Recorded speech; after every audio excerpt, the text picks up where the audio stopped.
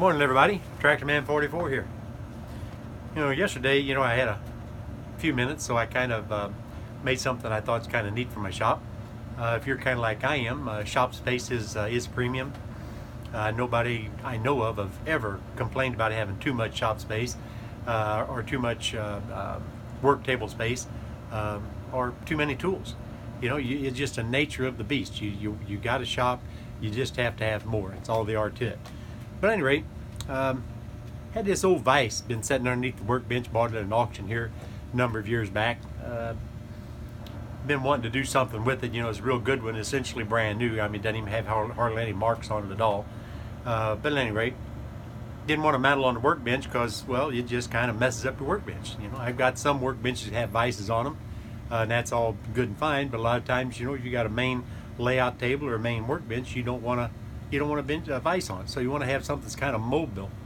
You want to be able to move it around in your shop, so to speak. Move it off the side if you ain't using it. Pull it out in the middle, to do a little welding or fabricating or beating on or whatever you want to do, sharpening a chainsaw or whatever. So I had this old vise, and like I said, I've had it for a number of years. So yesterday I took some parts and pieces I had laying around the shop. In particular, I had a brake drum. You see a big old monstrous brake drum down there, weighs about 70-80 pounds, I guess, I don't know. That's off a dump truck, maybe a tandem or a single axle or tandem dump truck, don't really know. So I thought that'd make a good base, So then I didn't want to waste any good metal to bridge across that opening where your hub comes through. So there's a couple of rotors in there, so I grabbed a rotor off a old car we done a brake job on one time and thought, well, that bridge the space pretty good, and it'll give a good base for my pedestal. So I welded that on there. Don't look real close to my welds. I am not a welder by any stretch of the term. Not really very good at it, but just kind of stick stuff and hope it breaks. I hope it don't break. But like I always say, we're not really building landing gear for aircraft or anything. So what the heck, it's just got to be functional. It's got to hold together, while we're beating on and moving stuff around. So that's good enough for me.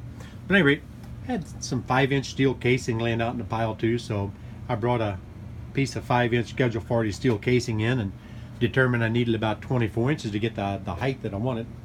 And then I had a little bit of structural steel, the real nice 1/2 inch by 5 by about, I don't know, I think it was about 9 inches.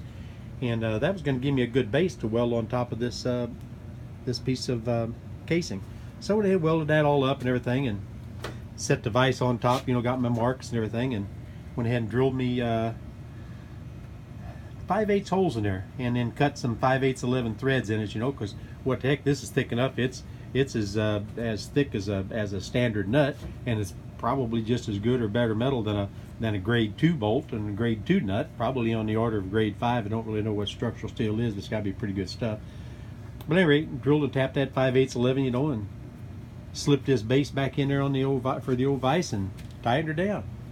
So that's what I got here. I got me a real nice vise. It's a Cole manufacturing company, or Cole tool manufacturing company.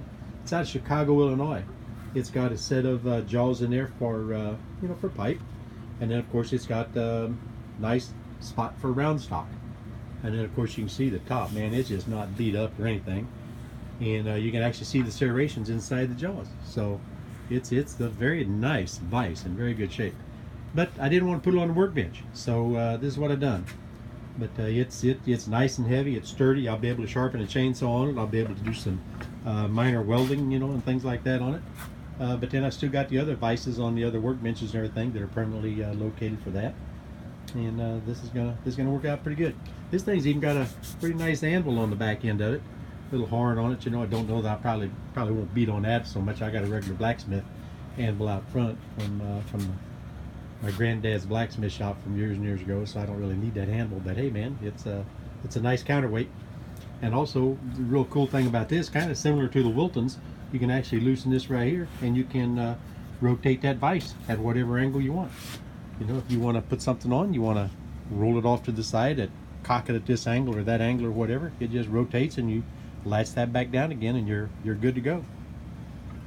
So at any rate, it took me about 2.5 hours, and a little bit of scrap iron, burnt up a few 70-18 rods, quite a productive afternoon project.